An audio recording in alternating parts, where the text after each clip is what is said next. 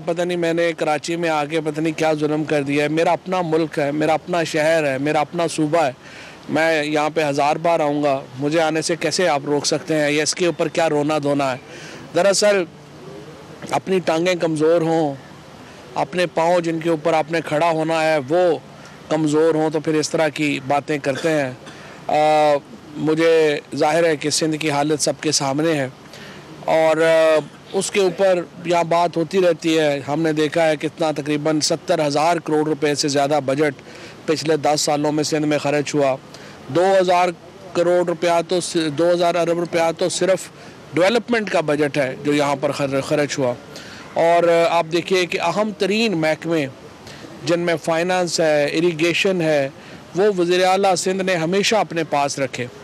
और हम देखते हैं कि पानी का मसला हो यहाँ पर, उसके ऊपर भी किस तरीके से अपना फ़राइज़ से पहलू तही कही जाती है।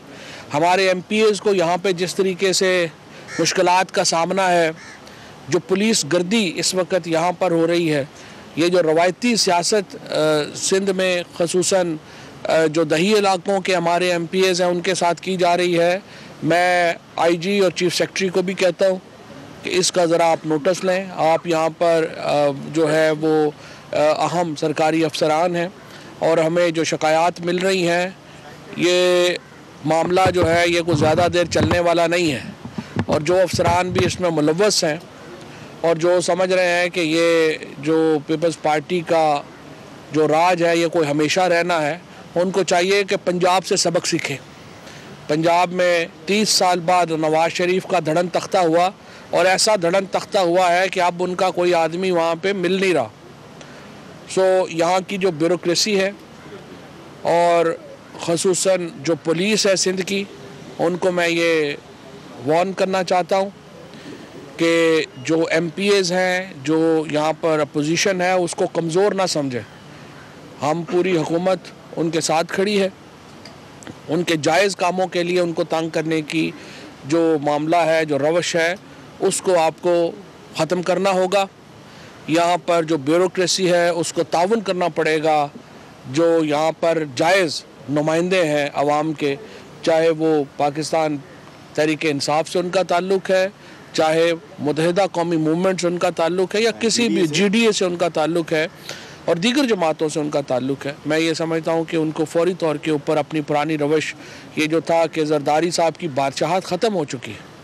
यहाँ पे जो ओमनी ग्रुप की बादशाहत चल रही थी, या सूबा जो ओमनी ग्रुप के पास हमने लीज़ पे दे दिया हुआ था, वो लीज़ अब हमने ख़त्म कर दी है। वो लीज़ हमने वापस ले ली है और सिंध के अवाम को वो लीज़ वापस दे दी है जो असल मालिक है। और यहाँ पर जो हालात चल रहे थे, अब वो उसके तरह के हालात जो है वो अब नहीं चलेंगे। नैब के पास सुप्रीम कोर्ट ने बड़ी स्पेसिफिक मुद्दत दी है, 2 माह सुप्रीम कोर्ट ने कहा है कि उसमें ये जो ग्रुप ओमनी के फैसला है, ये 2 महीने में नैब इसकी इन्वेस्टिगेशन मुकम्मल करे। और मैं हैरान हूँ कि अभी तक नैब ने इसके जो 3 अहम किरदार हैं इस सारे मामले के, यानी आसिफ जरदारी, फरियाल तारपुर और मुराद अली शाह, उनको अभी तक अरेस्ट क्यों नहीं किया? ये तो फौरी तौर के ऊपर जो JIT में हमारे सामने जो रिवोल्यूशंस आई हैं, जो हमारे सामने जो मामला आए हैं, फौरी तौर के ऊपर इनको गिरफ़्तार करके तफ्तीश को आगे बढ़ाना चाहिए। और नैब जो है उसका ये सुप्रीम कोर्ट ने उसको ये मैंडेट दिया है कि वो 2 महीने के अंदर ये तफ्तीश मुकम्मल करेगा। लिहाजा इसकी तफ्तीश को मुकम्मल होना चाहिए।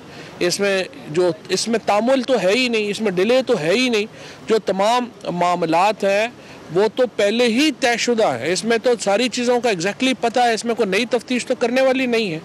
आप देखिए कि किस तरह से जो 32 अकाउंट्स हैं, हमारे जो तफ्तीश होती थी वो तो पहले तो यही होती थी ना कि किसी बंदे को पकड़ लेते थे, उसको जो है वो छितरौल होती थी थाने में, वो उससे जो मर्जी लिखवा लो। एक तफ्तीश ये होती है, एक तफ्तीश है ये JIT ने की है, इसमें कोई बंदा तो इन्वॉल्व ही नहीं है, इसमें किसी की ओरल गवाही तो है ही नहीं है।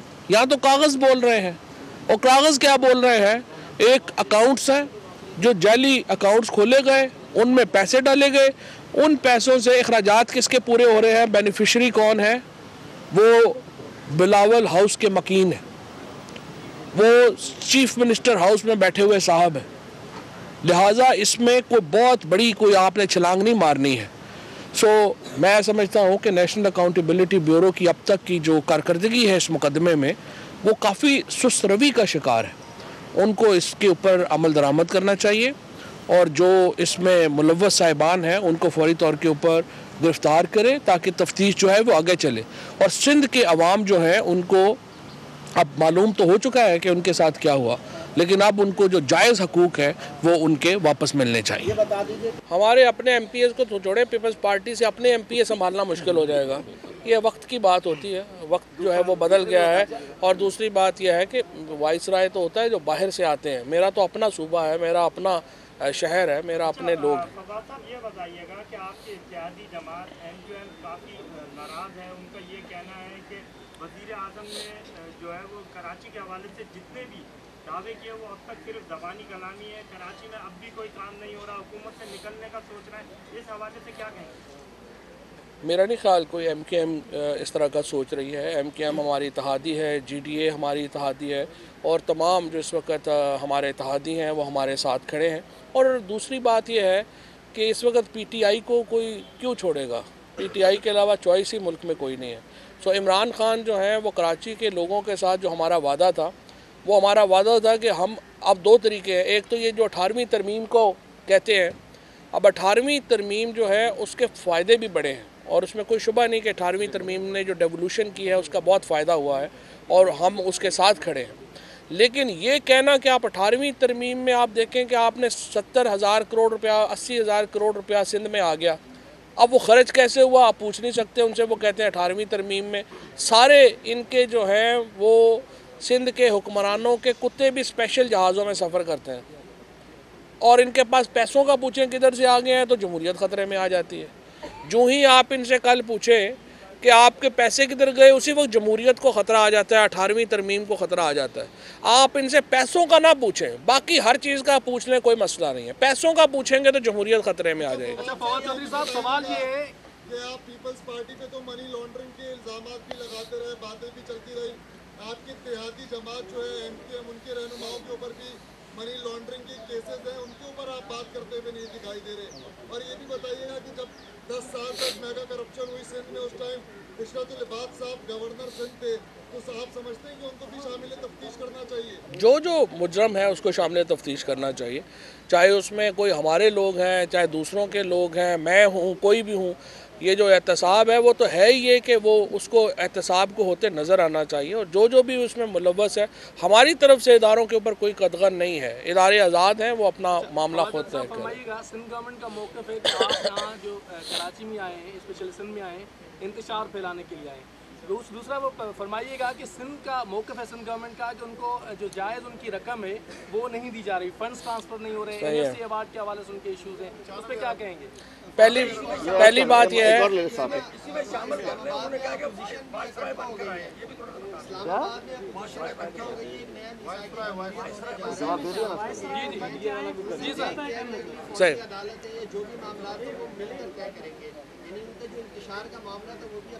देखिए मैंने तो पहले भी सजेस्ट किया था, आज अपोजिशन को शहबाज शरीफ साहब ने खाने पे बुलाया, जरदारी साहब भी वहाँ पे खाने पे गए। सुना है बड़ा महंगा खाना था, मेरे और आपके पैसों से खाना हुआ, काफ़ी महंगा खाना था।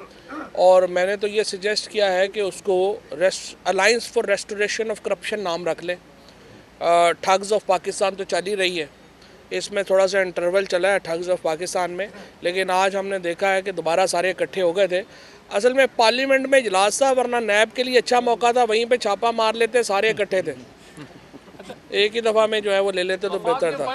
लेकिन जो बात यह है कि जो फ़ंड्स की आप बात कर रहे हैं, सिंध के फ़ंड्स की बात कर रहे हैं, मैं आपसे कह रहा हूँ कि जो 76,000 करोड़ रुपया या 80,000 करोड़ रुपया पहले आया वो कहाँ लगा है? अगर सिंध को पैसे आने हैं और वो निकलने, इन्होंने छू मंतर करना है और पैसे जो है वो लंदन दुबई में निकलने हैं, तो फिर वैसे फ़ंड्स जो ये फ़ंड्स सिंध के लिए नहीं मांग रहे, ये फ़ंड्स अपने लिए मांग रहे हैं। इनका जो रोना धोना आप जब फ़ंड्स का देखें, मैंने सुबह भी कहा था कि ये तो बीबी शहीद होती तो उनको बड़ा दुख होता कि आज सिंध वो वाहिद सूबा है, सिंध की हुकूमत वो वाहिद हुकूमत है। सूबे का दिल तो पाकिस्तान के लोगों के साथ धड़कता है। सिंध की हुकूमत वो वाहिद हुकूमत है जिसने फाटा के लिए जो कमिट किया था कि 0.5% हम देंगे NFC अवार्ड में, वो नहीं दिया। और बातें इनकी सुने जब ये फाटा के लिए बात करते हैं और उस वक्त मासूम सी शक्लें बना के खड़े होते हैं वहाँ पे। और यहाँ पर जो सिंध में इस वक्त जो लूट मार पिछले 10 सालों में हमने देखी है, और ख़ुसूसन ये जो अब JIT में रिवील हुई है और नैब जो इसके ऊपर इन्वेस्टिगेशन कर रहा है, तो मेरे ख़्याल में आज जो इनकी restoration alliance for restoration of corruption का जो आज इजलास हुआ है खाने के ऊपर, और इन्होंने इजलास भी कभी खाने से काम नहीं किया, वैसे बड़े बड़े खानों पे इजलास करते हैं। वहाँ पर आज जो इजलास हुआ है, मेरे ख़्याल में अगर कोई भी अपोजिशन के साथ जो हमदर्दियाँ हैं लोगों की, वो भी ख़त्म हो चुकी हैं। क्योंकि ये हम तो खैर हमेशा से कहते थे कि ये इकट्ठे हैं, लेकिन आज उन्होंने साबित कर दिया कि ये इकट्ठे। अच्छा, फौजी अदालतों के लिए जो है अपोजिशन की ज़रूरत होगी, फौजी अदालतों की तोसी के लिए आपको अपोजिशन की ज़रूरत है। आप समझते हैं कि आपके इस तरह के इकदाम से अपोजिशन आपका साथ देगी फौजी अदालतों के तोसी के अंदर? देखिए, फौजी अदालतों का क़याम जो है वो एक गैर मामूली हालात में हुआ था। हम समझते हैं वो एक कामयाब स्ट्रेटजी रही है, और आम तौर पे जब हिकमत अमली कामयाब हो तो उसको बदलना नहीं चाहिए। सो ये एक मामला जो है, इसको अगर आप समझें कि अपोजिशन हर मामले को इस बात से जोड़ दे कि हमारे लीडरों के ऊपर करप्शन के केसेस ख़त्म करें, तो वो तो मुमकिन नहीं है। अगर आप देखें तो इस वक्त जो कौमी असम्बली है वो बोर्ड ऑफ गवर्नर्स लगता है नैब का, जहाँ जिसके ऊपर केस है वो आता है, वो आके अपने आंसू बहाता है और आंसू बहा के चला जाता है कि मेरे साथ ये जुल्म हुआ। कभी वहाँ पे कोई मुल्क की बात, कोई कराची में पानी नहीं आ रहा, सिंध में पानी का मसला है, लोगों की नौकरियों के मसले हैं, कोई ये बात वहाँ पे ये अपोजिशन ने कभी नहीं उठाई। सिर्फ एक ही बात उठाई है कि हमारे ऊपर केस क्यों बनाया। सो अगर आप ये 4 जो लोग हैं, हमारे 4-5 लोग हैं, शहबाज शरीफ साहब हैं, उसके बाद आसफ जरदारी साहब हैं, फरियाल बीबी हैं, उसके बाद ये अबसाद रफ़ीक वगैरह हैं, ये जो 5-7 लोग हैं, इनके ऊपर करप्शन में इनको रिलीफ दे दें, ये हर कागज़ साइन करने को तैयार है। ये तो इमरान खान एक डट के खड़ा है और वो नहीं मान रहा कि यहाँ पे, वरना यहाँ पे मशवरे देने वाले तो हर तरीके से आते हैं ना, कि जनाब हुकूमत भी चलानी है, पार्लियामान भी चलानी है, ये कर लें वो कर लें। ये सिर्फ इमरान खान की ज़ात में है, जो कि जिसके ऊपर पाकिस्तान के लोगों ने यकीन भी किया है, और वो एक डट के खड़ा है कि हमने इनका हिसाब लेना और एहतसाब करना है। ये कहना है, आज 2-3 उज़रा ने बातें की हैं, उनका ये कहना है कि आप जो हमले कर रहे हैं सिंध हुकूमत पे, वो इसलिए कर रहे हैं कि अलीमा खान के मामला को छुपाने के लिए ये सब कुछ किया जा रहा है। अलीमा खान का कोई मामला ऐसा है ही नहीं। क्या मामला है वो बताएं लोगों को। कोई ऐसा मामला है ही नहीं। उन्होंने कल सुप्रीम कोर्ट में वाजे किया, बयान किया। सिंध हुकूमत के जो भी वज़रा हैं वो तो ऐसे ही है, ये तो पानी को इतना गुदला करना चाहते हैं कि किसी को समझ ना आए, लेकिन हर एक को हकीकत का पता है। और मैं तो आपसे फिर कह रहा हूँ, किसी का कोई मामला हमारे ख़िलाफ़ है, हमारी पार्टी के ख़िलाफ़ है, मेरे ऊपर है, मैदान भी हाज़िर है, घोड़ा भी हाज़िर है, इदारे इंडिपेंडेंट हैं, आप जाएं उसके ऊपर चलाएं, लेकिन ये ना कहें कि चूँकि हम चोर हैं हमारे ऊपर रुको, ये नहीं होना। इंशाअल्लाह ताला एहतसाब का अमल जो है वो आगे बढ़ेगा। और सिंध में, जैसे मैंने आपको कहा, सिंध की हुकूमत इस वक्त गैस का गुब्बारा है और उसकी जो पिन है वो हमारे पास है, जब चाहेंगे पटाखा रोक देंगे। शुक्रिया। तो हो गया, चलो एक ले ले वो सलाम समा से वो दो सवाल आखिरी दो। आप भी हो जाए।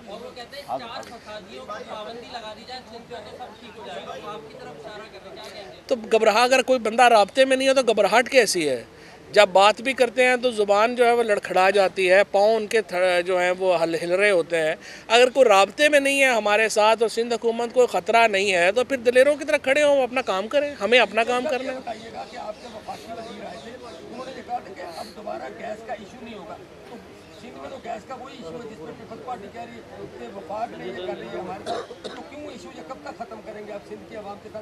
नहीं, मेरा ख्याल है काफ़ी हद तक मामला नहीं, बिल्कुल सिंध गैस पैदा करता है जिस तरह पंजाब गंदम पैदा करता है। हर सूबा जो है, हम फेडरेशन है, फेडरेशन में इस तरह नहीं होता कि फ़लाना जो है वो क्या करता है। हम सारे मिलकर पाकिस्तान बनाते हैं, और पाकिस्तान की जो सालमियत है, पाकिस्तान का जो फेडरेशन है, उसी में सबका भला है, ज़ाहिर है। वरना हम